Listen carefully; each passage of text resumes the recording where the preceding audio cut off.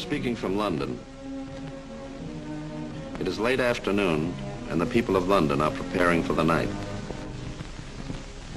Everyone is anxious to get home before darkness falls, before our nightly visitors arrive. This is the London rush hour. Many of the people at whom you are looking now are members of the greatest civilian army ever to be assembled. These men and women who have worked all day in offices or in markets are now hurrying home to change into the uniform of their particular service. The dusk is deepening. Listening crews are posted all the way from the coast to London to pick up the drone of the German planes. Soon the nightly battle of London will be on. This has been a quiet day for us, but it won't be a quiet night. We haven't had a quiet night now for more than 5 weeks. They'll be over tonight, and they'll destroy a few buildings and kill a few people, probably some of the people you are watching now. Now they're going into the public shelters. This is not a pleasant way to spend the night, but the people accept it as their part in the defense of London. These civilians are good soldiers. Now it's 8 o'clock.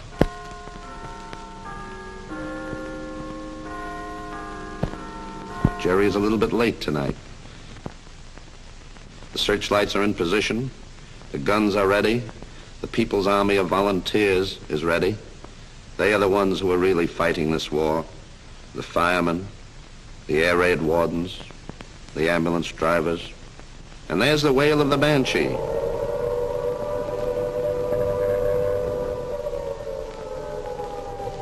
The nightly siege of London has begun.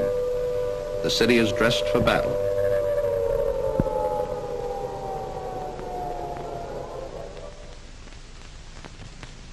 Here they come.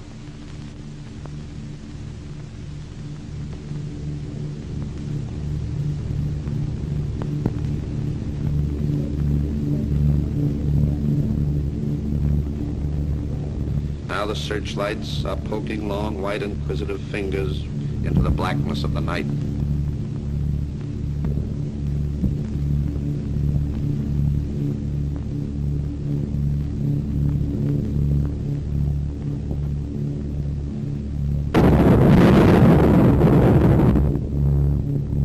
These are not Hollywood sound effects. This is the music they play every night in London, the symphony of war.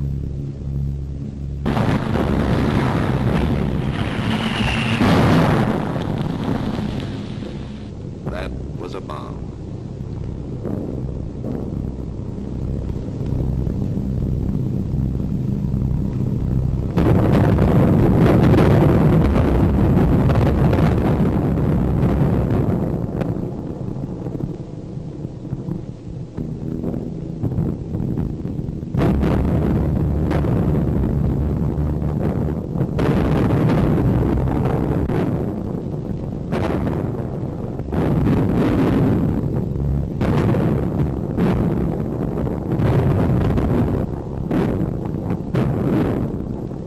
The very young and the very old, with that deep wisdom given only to the very young and the very old, sleep in the shelters. Do you see any signs of fear on these faces? Now the army of the people swings into action.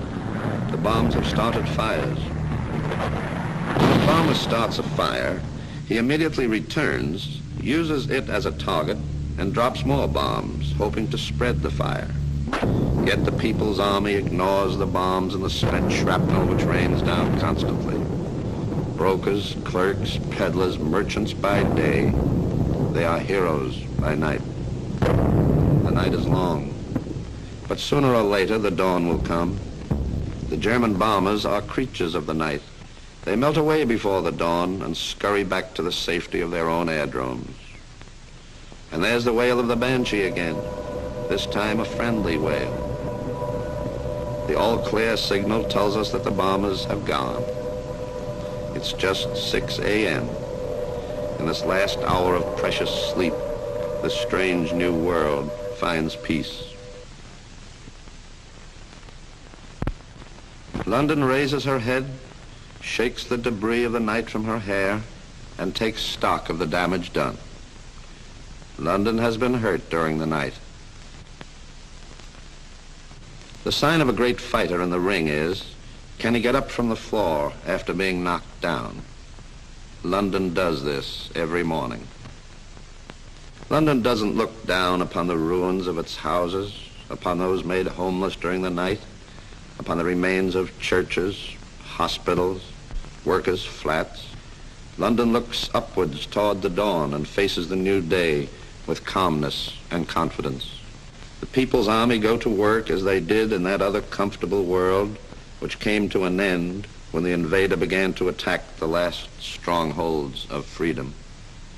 Not all the services run as they did yesterday, but London manages to get to work on time, one way or another. In the center of the city, the shops are open as usual.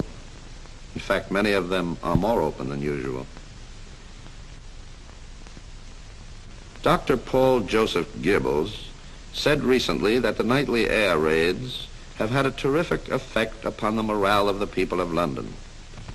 The good doctor is absolutely right. Today, the morale of the people is higher than ever before. They are fused together, not by fear, but by a surging spirit of courage the like of which the world has never known.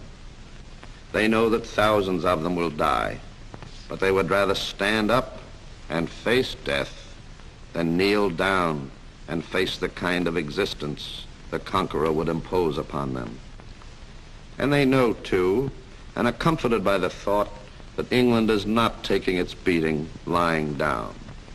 They are guarding the frontiers of freedom. It is hard to see 5 centuries of labor destroyed in 5 seconds. But London is fighting back. I am a neutral reporter. I have watched the people of London live and die ever since death in its most ghastly garb began to come here as a nightly visitor 5 weeks ago. I have watched them stand by their homes. I have seen them made homeless. I have seen them move to new homes. And I can assure you, there is no panic, no fear, no despair in London town. There is nothing but determination, confidence, and high courage among the people of Churchill's Island. And they know that every night the RAF bombers fly deep into the heart of Germany, bombing munition works, airplane factories, canals, cutting the arteries which keep the heart of Germany alive. It is true that the Nazis will be over again tomorrow night, and the night after that, and every night. They will drop thousands of bombs, and they'll destroy hundreds of buildings, and they'll kill thousands of people. But a bomb has its limitations. It can only destroy buildings and kill people. It cannot kill the unconquerable spirit and courage of the people of London. London can take it.